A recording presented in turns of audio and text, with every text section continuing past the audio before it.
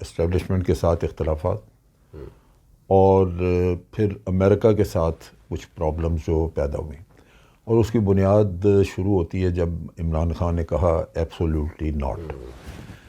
Absolutely not جو ہے وہ انتہائی غیر مناسب تھا اس لحاظ سے کہ جہاں ڈیموکریسی ہو ملک میں وہاں یوں بات نہیں ہوتی، وہاں پارلیمنٹ کا ایک رول ہوتا ہے۔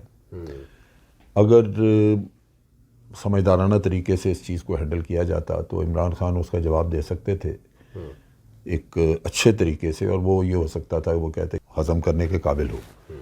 اگر آپ اس طرح کے جواب دیں گے تو وہ ان کو اندازہ ہو جاتا، اور یہ اس کی مینیفیسٹیشن آپ اس کو یوں دیکھ لیں کہ 1 سال تک جو بائیڈن نے اس کو ٹیلی فون نہیں کیا عمران خان کو۔ کیوں نہیں کیا؟ سب باوجود اس کے کہ وہ یہاں پہ بیسز بھی لینا چاہتے ہیں، باوجود اس کے کہ اس خطے میں ان کو بڑا انٹرسٹ ہے مختلف وجوہات پہ، جو ابھی رشیا، چائنا، انڈیا، سب مطلب یہ جو نیوکلیر پاورز ہیں دنیا کی 7، اس میں سے 4 تو اس خطے میں، تو اس کے باوجود انہوں نے اس شخص کو ٹیلی فون نہیں کیا۔ وہ جو آدمی انٹرویو لے رہا تھا وہ پلانٹڈ آدمی تھا، اور اس کا یہ کام نہیں تھا، مناسب نہیں تھا اسٹیبلشمنٹ کے لیے بھی۔ ٹھیک ہے، آپ مشورہ تو دے سکتے ہیں کیونکہ آپ حکومت کا ایک ادارہ ہیں، آپ مشورہ دے سکتے ہیں، لیکن فیصلہ تو پھر اسی آدمی کا ہے جو کہ الیکٹڈ ہے اور پرائم منسٹر ہے، اور وہ پھر ذمہ دار ہے، عوام کو جواب دے وہ ہے۔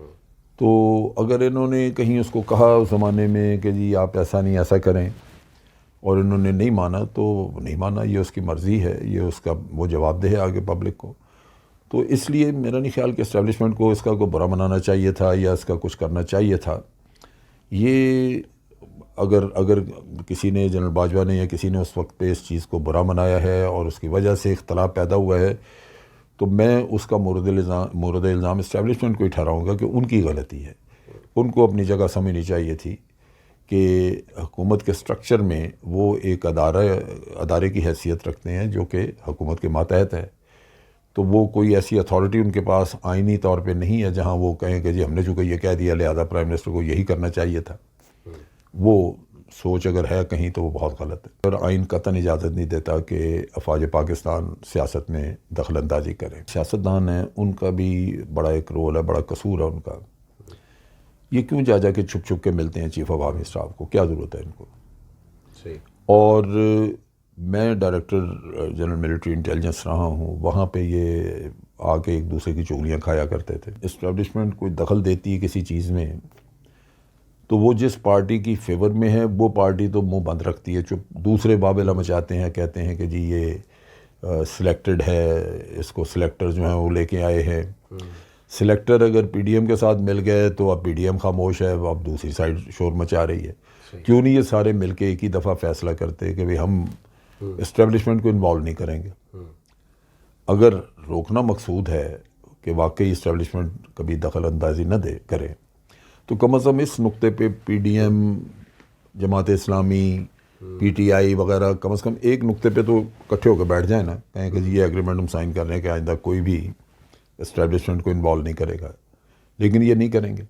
ان کی سب کی کوشش یہی ہوتی ہے کہ ہم اسٹیبلشمنٹ کو کسی طرح کھینچ کے اپنی سائڈ پہ لے آئیں، پھر ان سے مدد لیں۔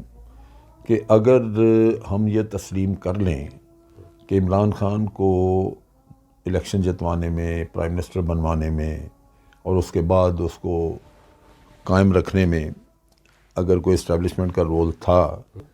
ارشد شریف اور عمران خان کے اوپر اٹیک ہوئے ہیں، آپ کو کیا لگ رہا ہے یہ کیا ہوا ہے؟ ایسے 100 دن گزر گئے، ابھی بھی جرنلسٹ کمیونٹی اس طرح پہ احتجاج ہے؟ نہیں، وہ تو یوں ہے، دیکھیں نا، بے نظیر قتل ہوئی تو آج دن تک کوئی پتہ لگا کہ یہ، حالانکہ آپ اور میں ویسے اندازاً جانتے ہیں، اندازاً ہمیں کچھ آئیڈیا ہے، لیکن ایک ایسا کیس بنا کے لے کے جانا جو عدالت میں آپ پہنچا سکیں، بالکل صحیح، وہ اس وقت بھی نہیں بنا اور اب بھی نہیں بنے گا، کیونکہ بے نظیر کا قتل یہاں پاکستان میں ہوا اور ہم کچھ نہیں اس کا کر سکے، تو یہ تو ہوا کینیا میں، تو شواہد بہت سارے وہاں ہوں گے جو آپ کو کبھی بھی نہیں ملیں گے۔ MI6 جو ہے وہ ایسے لوگوں کو پالتی ہے جو اپنے ملک کے لیے تو کام نہیں کرتے لیکن دوسروں کے لیے کام کرتے ہیں۔ ان کو ضرورت ہوتی ہے ایسے لوگوں کی۔ اگر انہوں نے نواز شریف کو کہیں گھیرنا ہوتا یا اس کو نقصان پہنچانا ہوتا تو نواز شریف کی جائیدادیں وہاں پڑی ہیں، انگلینڈ میں ان کو ان کی انٹیلیجنس کو پتہ نہیں ہے کہ یہ پیسہ کہاں سے آیا. ان کو سب پتہ ہے. ایک دن وہ چاہیں تو ان کو ساری ان کے بھید کھول کے تو ان کو مروا دیں. لیکن یہ ایسٹس ہیں ان کے یہ لوگ, لہٰذا وہ کبھی بھی ان کو پھنسنے نہیں دیں گے, کبھی بھی ان کو رکھیں گے اسی تھریٹ میں کہ بھئی دیکھو ہمارا کام کرو ورنہ ہم تمہیں پھنسا دیں گے. اور یہی انٹیلیجنس ایجنسیز کا کام ہوتا ہے کہ وہ آپ کو بلیک میل کرتی ہیں, آپ کی کمزوریاں پکڑ لیتی ہیں, پھر آپ کو بلیک میل کرتی ہیں. عمران خان کو گولیاں ماری, مارنے والوں نے تو اس کو جان سے مار دیا تھا, وہ بچ گیا قدرتاً, ورنہ مار دیا تھا. میرے حساب سے یہ ایک قتل ہے جو عمران خان کے اوپر گولیاں چلائی گئی. میرے حساب سے یہ ایک قتل ہے جو عمران خان کے اوپر گولیاں چلائی گئی. کدھر تھی پبلک؟ کسی نے باہر نکل کے احتجاج کیا؟ کوئی یہ ریئیکشن آیا کہ جی دفتروں میں ہڑتال ہو گئی, سڑکیں بند ہو گئی, لوگوں نے کہا یہ ہمارا لیڈر مار دینے لگے تھے یا مار دیا؟ کچھ بھی نہیں ہوا. تو ایک میسج دیا گیا کہ خان کو کہ اگر نہیں, میسج نہیں, اس کو دوبارہ اس پہ ہوگی. دیکھیں خان اس معاشرے کو, اس سوسائٹی کو ایکسیپٹیبل نہیں ہے. صحیح.